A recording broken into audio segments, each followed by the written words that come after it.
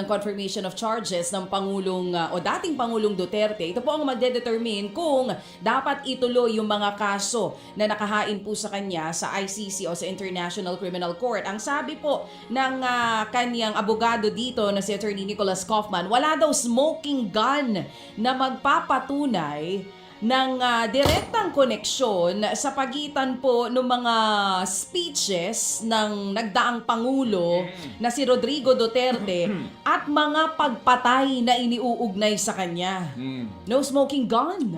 Sabi niyang ganun. Hindi naman daw sa binabastos nila yung alaala nitong mga napayapa o biktima na namatay na may kinalaman sa droga. Hindi nila minamaliit ang pagkawala ng buhay. Yan ang sinasabi ni Kaufman. Pero ang parang punto lamang nila dito, hindi po pwedeng iugnay yung mga speeches lamang sa pagpatay o sa mga nangyaring pagpatay. Meron din siya sinasabi dito.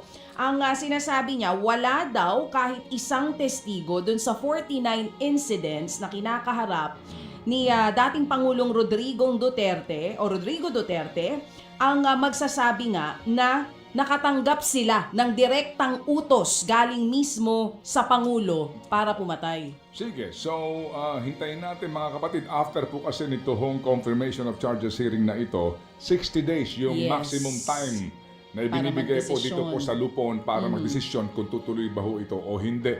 But basically po, kung gumamit po ng soundbite, transcript, yung pong prosecution, gumamit din po sila niyan.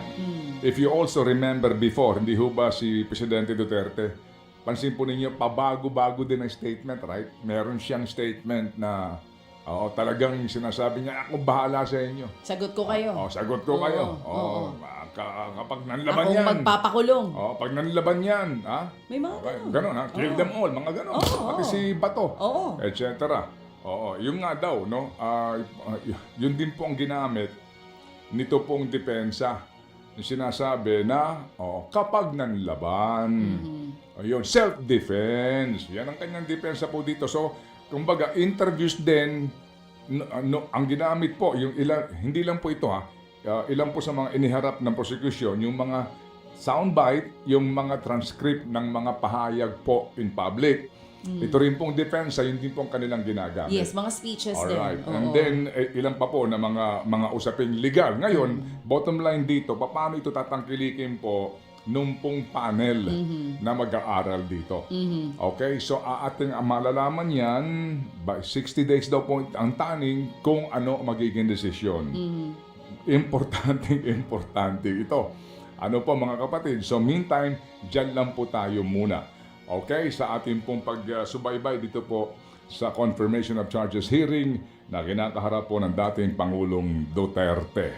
Kumbaga wala mo ng motion to quash. Para bagang ganun ang dating dismiss nyo na yan. Wala akong ganun. Presentasyon po lamang na magkabilang panig ang pinag-uusapan po natin dito. Alright, ngayon mga kapatid, kahapon po meron po kaming winner para po sa ating What's on Your Mind. Maganda po ito maging case study natin Ito pong si Jocelyn Matabuena po ng Laguna, ang ating pong nakapanayam kahapon. Siya po ay nagtitinda ng sampagita at siya po din ay nagtutuhog ng sampagita at labandera on the side. Yes. Opo. Kailangan niya po ng tulong para po doon sa kanilang pong bigas at pang baon po ng kanyang mga anak. Basically, nung tapos na po yung aming programa, nabanggit niya, Sir Ted, meron kaming problema doon sa aking anak na bunso. Na ika niya mag-aaral na hindi niya mapapa-enroll kasi hinihingian daw ng birth certificate. Kailangan yun sa eskwela. Okay. Yung pong kanyang anak mga kapatid ay itong sino ang wala dito? 7 years old? Okay. Yung pangalawa sa bunso. Okay. So sabi ko, bakit? Kasi daw po, may utang sila doon sa ospital kung saan pinanganak yung bata. 3,000 piso. Hanggat hindi daw po nababayaran yung utang na iyon sa ospital, ayaw ibigay yung record ng birth ng bata. Hindi na bago yan. Okay. Oo, may mga private hospitals na ganyan talaga ang ginagawa. So, kahapon po sabi ko sa kanya, wag mo nang problemahin yan dahil kami ang tutulong para makakuha mo yung birth certificate na yan. Ngayon, eto. So, kahapon po ang ating masipag na staff dito na lumilingon sa tawag po na si Dimpy Fernandez. Artistahin po dating nito. Itong sinasabi ni attorney na dapat din nating suriin nga ika naman niya yung mga personalidad sa likod nitong affidavit. Kaya nga sabi ko, Ano ba uunahin mo dito? Yung mga nagsasabi, kung ano ang sinasabi nila o yung mga nagsasabi? Kasi kung O yung sinasabi. Okay. Sino? Para bagang sinasabi ho ng iba na ba't mo naman paniniwalaan yan, di ba? May problema sa kredibilidad yan. Tama, may punto ka. Kasi sa usapin po ng mga kasuhan, yan ang unang sisirain sa iyo, yung iyong kredibilidad. Pero kapag ho ba ang mga magnanakaw ay ngumunguso sa kapwa magnanakaw, hindi na ba dapat paniwalaan yung magnanakaw na ngumunguso sa magnanakaw? Palagay ko, depende siguro ang sagot dyan, ng iba. Kasi halimbawa, si Roberto Bernardo, right, ng USEC po ng DPWH, inaamin niya, kasama siya sa kumitbak, nagnakaw. Either ho, pera mismo ng DPWH at yung contractor, Kasi dalawang bagay yan. Pera ng gobyerno, meaning mga kapatid, talaga pong yung ibinabayad na galing sa gobyerno, kinukupitan. Yung po naman galing sa mga pribado, yung pong suhol para makuha yung proyekto. Magkano Korea? Kasi kung ang prinsipyo natin huwag mo na paniwalaan yan kasi magnanakaw din yan di wala na pong naging state witness, di ba? You know what I'm saying? Anyway, sa'yo. Wala na pong naging testigo ang Estado. Na mga kasapakat ng sindikato. Right? So, ngayon, dito po sa affidavit na ito. Muli ito ho ay ako, nakatatlong basa na ako dito Page 1 hanggang sa huling pahina. Page 31. Paulit-ulit. So, 2 punto po ito. Yung ICC issue and then ito hong mga mali-maletang pera. Ang atin po dito is, paano kaya ito tatangkilikin ni Chairman Lacson ng Blue Ribbon? Ang sabi niya, siya daw po mismo sa laman ng balita ay nag-aaral na. Oo. May initial Okay. investigation na sila ukol dito.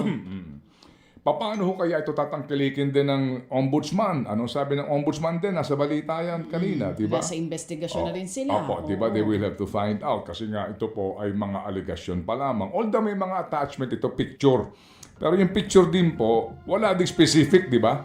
May mga hilera ng maleta, mayroong eroplano, may helicopter, pero walang kailan, saan, di ba? Para kanino, etc. etc. And then, kasi nga, maleta lang yan, pwede kung bumili ho ng raming maleta o kaya lumang maleta, ihilera ko, sabihin ko naman yung pera. You know what I'm saying? In fairness, no? So, paano mo kaya ito tatanggilikin? Kung ikaw, mga kapatid, yung chairman ng mga komite na dapat nag-iimbestiga nito o maging ombudsman o DOJ o to NBI. Tama? Yes. So, dapat ho ba itong imbestigahan? Ang sa akin po lang dito ako dapat itong imbestigahan yung pong kung iimbestigahan nila yung mga taong nasa likod nito, okay, imbestigahan. At alamin. Pero regardless po kung motive nito kung ano man yung content nito, yung laman nito, mismo yung pong kumbaga aligasyon dito po sa ipinapahayag ng mga taong ito. Bakit ika ninyo? Kasi nga ako din po ay nag-iisip at nagiging puzzle para sa akin na doon sa mga, yung sa testimonya ng Gutesa, di ba? Okay. Yung pong sinasabi nitong si Zaldico sa kanyang ilang parts po na video, kung babalikan mo yung transcript nito, may mga binabanggit siyang mga pangalan dito Hindi ba? May mga binabanggit siyang mga pangalan dito, maliban sa presidente, maliban kay Martin Romualdez. Meron pa siya mga binabanggit dito ng mga pangalan. Pati mismo yung kanyang staff na sinasabi na nandito rin po sa affidavit na to.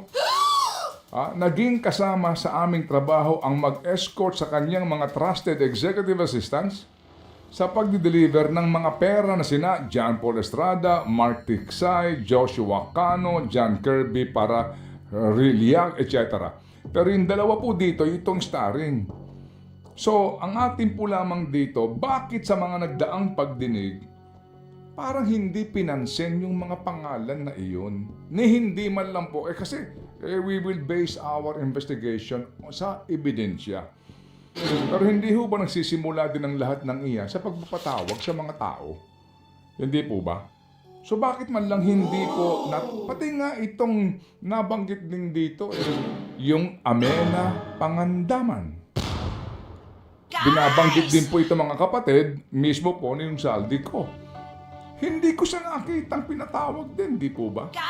Mismo sa investigasyon. Ni hindi po pinatawag yung Jojo Cadiz ng DOJ na hindi naman daw pong totoo na nag-resign.